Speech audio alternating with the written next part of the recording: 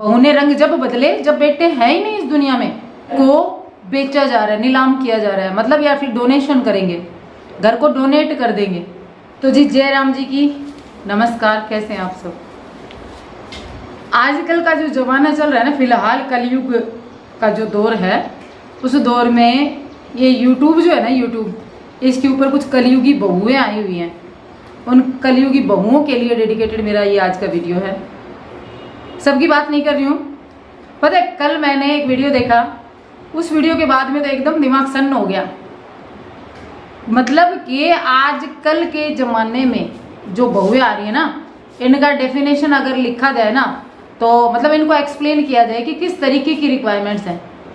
इनको मैं आप लोगों को विद प्रूफ दूंगी आज के वीडियो में, कंप्लीट वीडियो वॉच कीजिएगा। इनको ये लगता है, और इनके माँ बाप भी मेरे को ऐसे ही लगते हैं, मतलब जिन बहुओं की लैंग्वेज ऐसी हो कि बूढ़े और बुढ़िया जो अपने सास ससुर को ऐसे वर्ड से बुलाती हैं, ठीक है, बूढ़े और बुढ़िया, इस वर्ड से वो अपने सास ससुर को बुलाती हैं। तो मैं उनसे पूछना चाहूंगी, क्या आपके माँ बाप बूढ़े बूढ़ी नहीं है? आप उनको भी ऐसे बोलते हो? दूसरी बात, अब आते हैं डायरेक्ट पॉइंट पर। कल मैंने जेठानी जी की लाइव देखी। देवरानी ने तो वैसे ही बवाल काट रखा है, जेठानी पहले से बवाल काट रही थी, लेकिन अब जेठानी जो है ना, उनके थोड़े पंख निकल गए। उन्होंने सोचा मेरे को तो पॉइंट मिल गया, इस घर की तो सारी बहुएं दुखी हैं घर से। लेकिन यहाँ पे मैं दो चार चीजें शुरू में बोल देती हूँ। चलो, उन्हें मैडम के तो हस्बैंड यहाँ नहीं है, वो बता नहीं सकती, मतलब वो क्या बताएंगी, वो तो अपनी गाथा गा रही हैं। लेकिन वो माँ बाप जो है, उनका पक्ष यहाँ है नहीं, और मैडम बता नहीं रही कि भाई माँ बाप ने उसको कैसे रखा। पति जो है वो पहले ही जा चुके हैं दोनों। लेकिन आपका जो पक्ष अगर देखा जाए तो सोचने वाली बात है कि आपका पति आपके विपक्ष में क्यों खड़ा है? आपका पति आपके विपक्ष में क्यों खड़ा है? क्या उसको नहीं पता? उसको अपने बीवी बच्चे प्यारे नहीं है, फिर भी वो विपक्ष में है।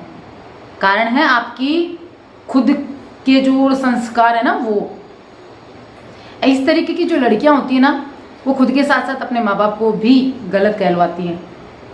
इन मैडम की कल मैंने एक वीडियो देखी। मैडम का कहना है कि चारों बूढ़े बुढ़िया जो है ना, बिल्कुल भी इनोसेंट नहीं, एक नंबर की चालबाज हैं। घर जो है, घर को बेचा जा रहा है, नीलाम किया जा रहा है, मतलब या फिर डोनेशन करेंगे, घर को डोनेट कर देंगे और हमें नहीं दिया जाएगा। उस घर में हम ब्याह कर आई थी, हमारे इमोशंस जुड़े हैं। उस घर में हम ब्याह कर आई थी, हमारे इमोशन जुड़े हैं। मैं तो घर नहीं छोड़ूंगी, मेरे इमोशन जुड़े हैं इससे। फर्स्ट तो सोचने वाली बात है, आप तो ब्याह कर आई थी, वो बुजुर्ग जिनको आपने बूढ़ा बूढ़ी कहकर टारगेट किया, उन्होंने तो उस घर की एक एक ईंट रखी होगी ना, उन्होंने तो नींव से लेकर उस घर को बनाया है ना पूरा। उस घर में अपना पूरा जिंदगी जो है ना, पूरी जिंदगी वो गुजारी है। और उस जिंदगी में घर बनाने में एक इंसान को पता है कि वो अपनी जिंदगी की सारी कमाई लगाता है, तब जाके वो घर बढ़ता है, ठीक है। और ये यूट्यूब की कमाई तो अब आने लगी है, उन्होंने अपनी मेहनत करके वो घर बनाया था, और उस घर को वो डोनेट करना चाहते हैं। सोचो एक बार उनके दिल की दशा क्या होगी। वो बेटा जो तुम्हारे विपक्ष में खड़ा है आज, उन बेटों का तो कहें क्या, वो तो इस दुनिया में ही नहीं है। बहुने रंग जब बदले, जब बेटे हैं ही नहीं इस दुनिया में। अब इसके पीछे का कारण और जानने की कोशिश करते हैं, ठीक है। कुछ लोग मेरे को बहुत वो बताते हैं कि भाई गालियां दे के जाते हैं। धन्यवाद आपके। मैं कह रही हूँ कि मैं भगवान से कहती हूँ, भगवान इनको इतनी सद्बुद्धि देना कि ये सच जो है ना वो सुन सकें, और इनके अंदर सच सहन करने की क्षमता हो, इतनी इनको हिम्मत देना। अब एक बात सोच कर देखना, आजकल जो इन तरीके जो ये कैटेगरी की जो बहुएं है ना, ये पता है क्या सोच कर आती हैं? ये कोई रोक टोक ना करे भाई, इन पे रोक टोक बिल्कुल भी एक्सेप्ट नहीं होगी।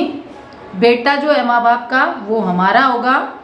परिवार को हमें इज्जत दें तो हमारी मर्जी, ना दें तो हमारी मर्जी। हमारे खुद के उसूल होंगे, क्योंकि हम कमाती हैं, हम अपने हिसाब से लगाम खींच सकती हैं किसी की भी। वो रोक टोक है ना, रोक टोक, उस रोक टोक के ही कारण ये सब कुछ बखेड़ा हुआ है।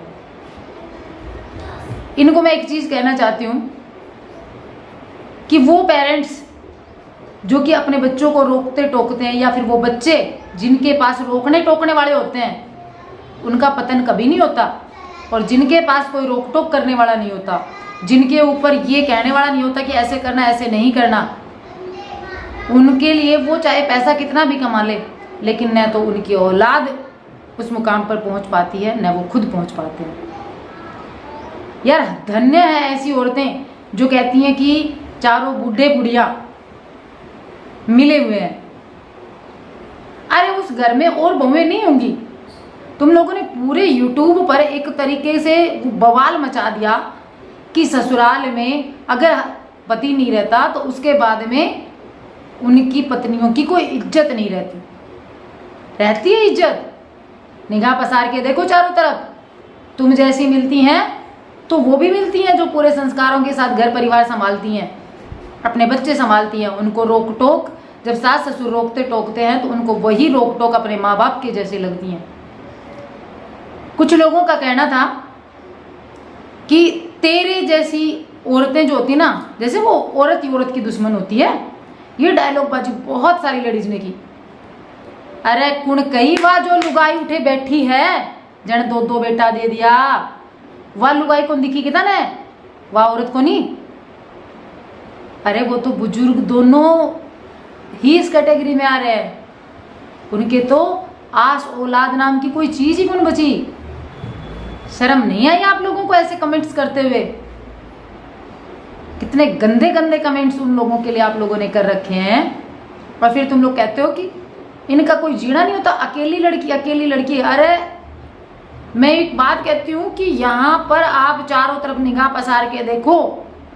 मैं उन्हीं को नहीं कह रही, मैं चारों तरफ कह रही हूँ निगाह पसार के देखो। इन अकेली लड़कियों ने दोबारा, बहुत सारी लड़कियों ने दोबारा शादी की है और तीसरी बार भी कर ली है, और कई बार तो चौथी बार भी केस हो जाते हैं।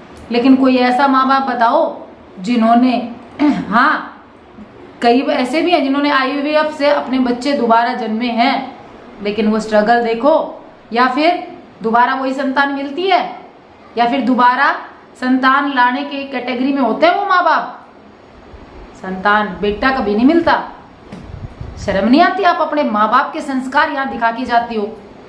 रोक टोक कोई करे ना तुम पर, बेटा तुम्हें अपना सौंप दे, अपने परिवार की इज्जत तुम्हें सौंप दे। शर्म नहीं आती तुम्हें? और दूसरी बात एक चीज और, जब कोई माँ बाप अपने बेटे की शादी करने जाते हैं ना, तब वो ये सोच के नहीं जाते कि ये बहू जो है ना ये कभी हमारा घर छोड़कर वापस भी जाएगी। वो उसको पूरा लाड चाव के साथ में, सम्मान के साथ में उस घर में लेके आते हैं। पंचायत जाती है पूरी, कई गाँवों की बारात लेकर, तब वो बहू उस घर में आती है। अब वो बहू जो है ना उसके ख्वाब दूसरे होते हैं, जिम्मेदारी कोई लेनी नहीं है, बस क्या करना है, अपने लगाम रखनी है पूरे परिवार की अपने हाथ में। जैसे कहें वैसे सुनना, मतलब बाकी की किसी की नहीं सुननी, अपन कहें वैसे सब सुने। बेटा खिलाफ हो गया तो बेटा माँ का गुलाम है ना। उस माँ ने पाल पोस कर इतना बड़ा किया, क्या वो अपने माँ बाप की नहीं सुनेगा? यही चीजें अपने आप पर सोच कर देखना। मैं यहाँ पर उन छोटी वाली बहू से कहना चाहूंगी, अपने पीहर में झांक कर देखना, आपकी भाभी भी है कैसे रहती है।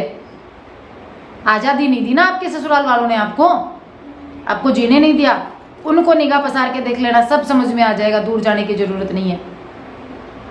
कुछ लिमिटेशंस होती हैं। कह रहे थे माँ सास ससुर कभी माँ बाप नहीं बन सकते, लेकिन ये बहुएं भी कभी बेटी नहीं बन सकती। जिस तरीके से माँ बाप अपनी बेटी को रोकते टोकते हैं ना, इनको रोक टोक लगा दो, सिर पे बैठ जाती हैं। मैं भी एक बहू हूँ, लेकिन फिर ये बात बोल रही हूँ।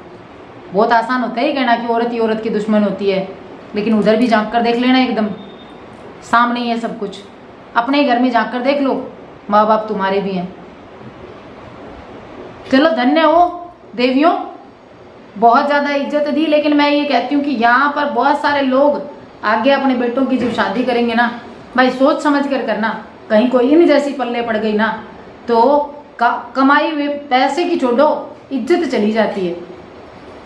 और डरते भी हैं माँ बाप बहुत सारे, इन जैसी पल्ले ना पड़ जाएगी। तो जय श्री कृष्णा, राधे राधे। बहुत सारियों को मिर्ची लगेगी, लगती रहे, अपने को घंटा फर्क नहीं पड़ता भाई।